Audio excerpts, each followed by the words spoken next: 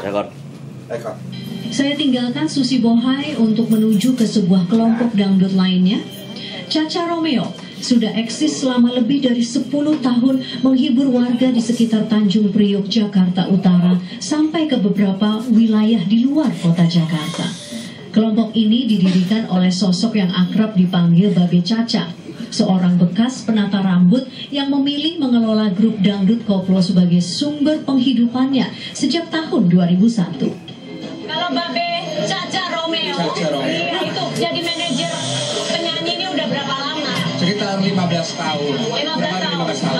Tapi Babe kan dulu penata rias. Iya, kan? saya dulu nggak boleh sebut ya nama. Ya pokoknya penata rias. Terkenal ya, saya 16 tahun.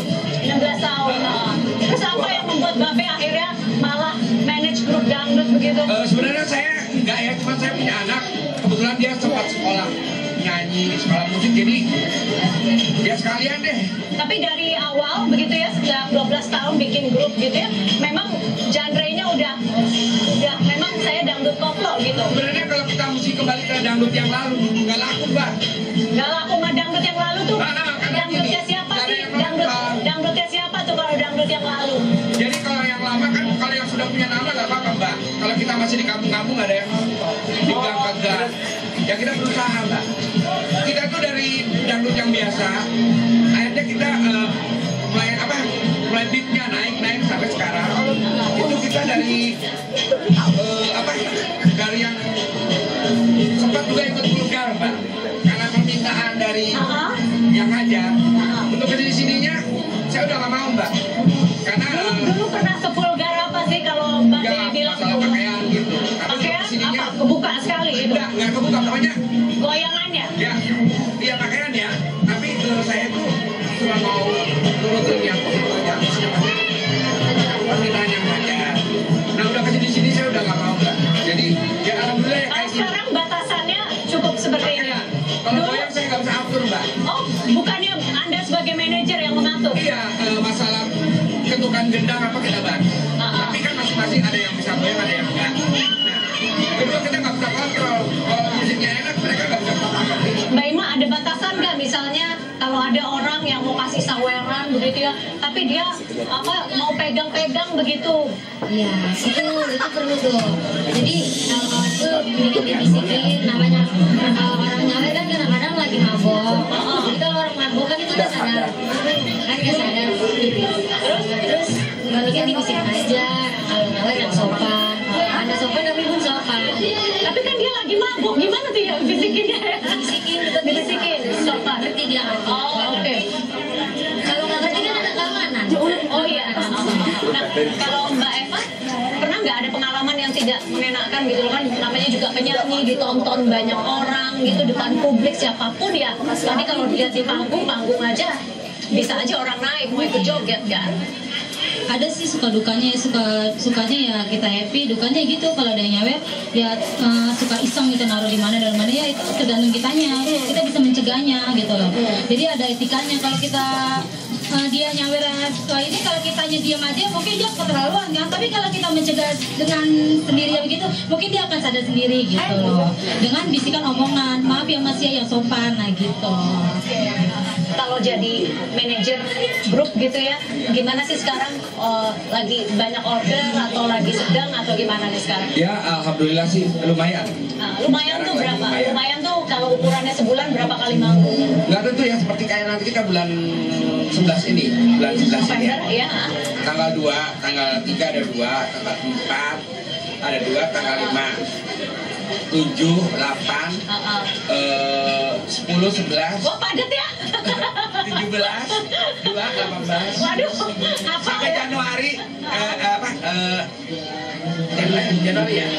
Januari tanggal 5 sama tanggal 27. Iya. Desember padat lah ya. Tanggal 1 sama 27, Februari sama tanggal 2. Nah itu jadwalnya padat begitu ini. Ima masih sekolah kan? Iya di SMK.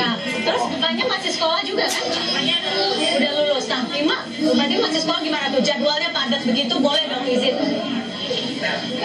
Kan rata-rata mereka bantu orang tua, jadi mungkin dapat dari sekolah. Oh dapat izin, jadi izin. Bantu orang tua.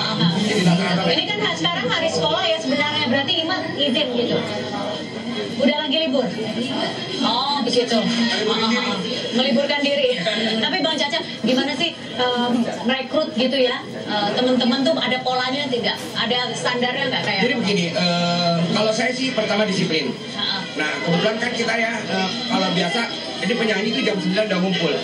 Karena kostum apa semua dari saya. Dari make up apa segala macam itu. Saya kepengen kalau kita ini yang nonton, kalau kita tuh artis gitu. Kadang-kadang lebih bagus yang nonton daripada yang artisnya. Boleh cek. Makanya kalau Terus kedua, ini kalau berarti kostumnya Fanya, Babe yang nentuin. Ini Babe yang pilih celananya. ya saya yang atur semua. Oh oke. Nggak percaya kan? Ya, tapi memang harus sependek itu celananya ya? Yang panjang kan aneh mbak, yang penting pakai legging hitam. Oh oke. Kalau pakai kulit saya udah nggak mau. Oh gitu. Kan namanya hitam. Ya kan? Iya.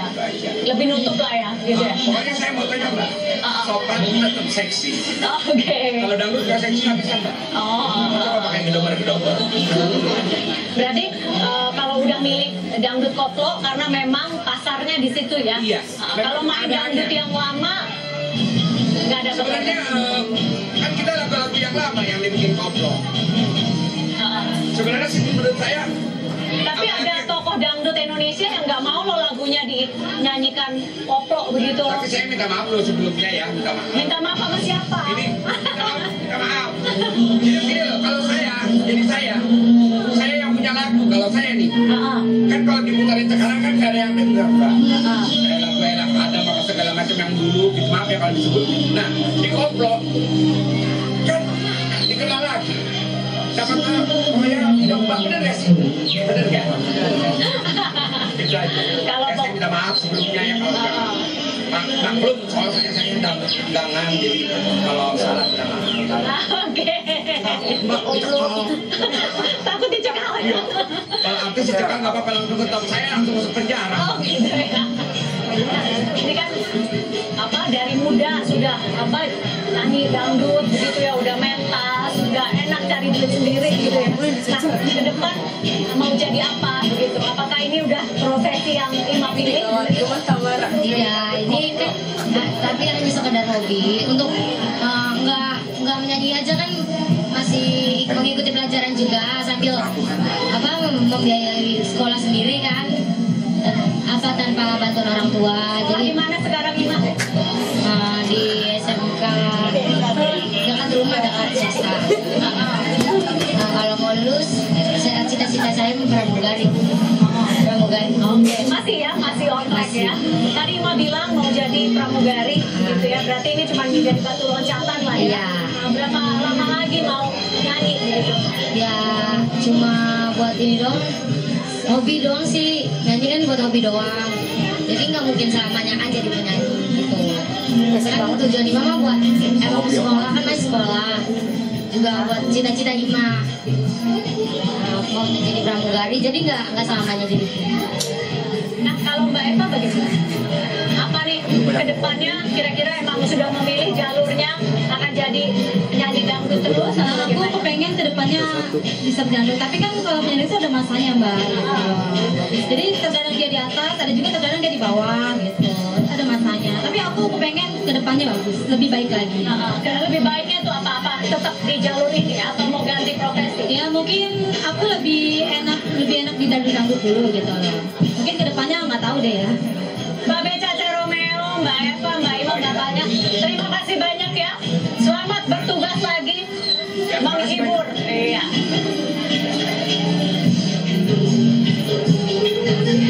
Mencari suatu prestasi itu harus cari sensasi dulu dan lain sebagainya seperti itu. Tapi faktanya Anda sangat sensasional waktu muncul tahun 2002, kemudian ke 2003 Mbak dengan goyangan ngebor Mbak. Faktanya sangat sensasional.